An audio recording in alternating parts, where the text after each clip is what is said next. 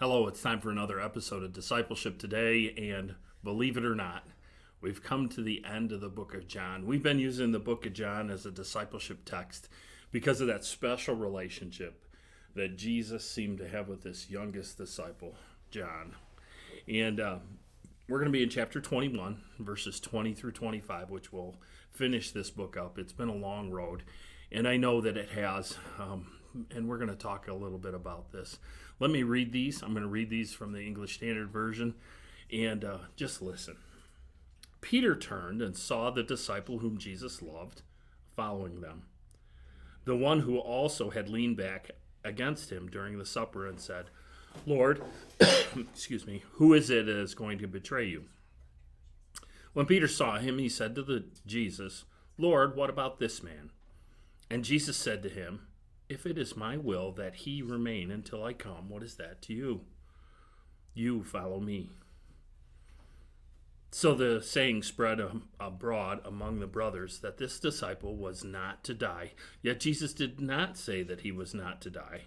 But if it is my will that he remain until I come, what is that to you? This is the disciple who is bearing witness about these things and who has written these things. And we know that his testimony is true. Now, there are also many other things that Jesus did, were every one of them to be written. I suppose that the world itself could not contain the books that would be written. Here we get a glimpse of that special relationship that Jesus and John had.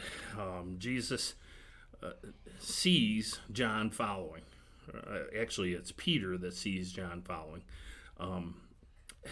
And he refers to himself as the disciple who leaned back against him during supper and the beloved disciple. Jesus had just told Peter that what his end would be in the previous section of Scripture in 15 through 19. And because of that, Peter has this question, what about this guy? You've told me what my end's going to be. What about this guy? Always worried about somebody else. My daughter-in-law quite often says something to me that comparison is a thief of joy. And here Peter's comparing his end to John's end.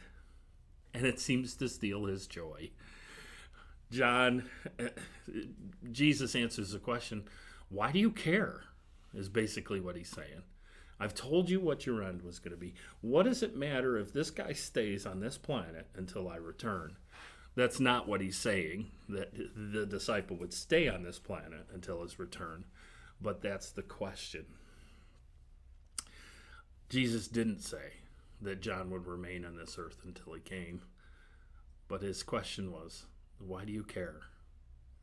Why are you making this comparison? This comparison will rob you of your joy. When we start comparing our lives to other people's lives, when we start looking at the way God's treating other people, that can really be our thief of joy. It can really steal our joy away, because then we start comparing, what is it that I'm doing for the kingdom? What are they doing? We have this whole idea that everything should be fair and equal. And God never said things would be fair and equal, especially here on this planet. God's primary concern for us is not our comfort. It is our Christ-likeness. And sometimes it takes going through some very hard things to become more Christ-like. Sometimes it takes harder things than it would take someone else to become more Christ-like. God knows what each of us need. And sometimes he tends to send us into situations that will make us more Christ-like, no matter how hard they are. And then John finishes his whole gospel here. This is the disciple who is bearing witness about these things, who has written these things. And we know that his testimony is true. John has this special relationship, knew Jesus Christ personally, knew him as the Son of God, the Redeemer of all souls. And he stamps that on the end. Then he also says this, and I think this is really interesting. Now, there were also many other things that Jesus did. We know that John About 80% of the book of John is new information we haven't seen in the other Gospels. And he's just saying, hey, from the things that I've written down, there's so much more that if it was all written down, you would get a bigger and better sense of who Jesus was. But if that happened, the world couldn't contain all the books of what Jesus had done. And I think that's interesting to us. We tend to put Jesus in a box of what we know.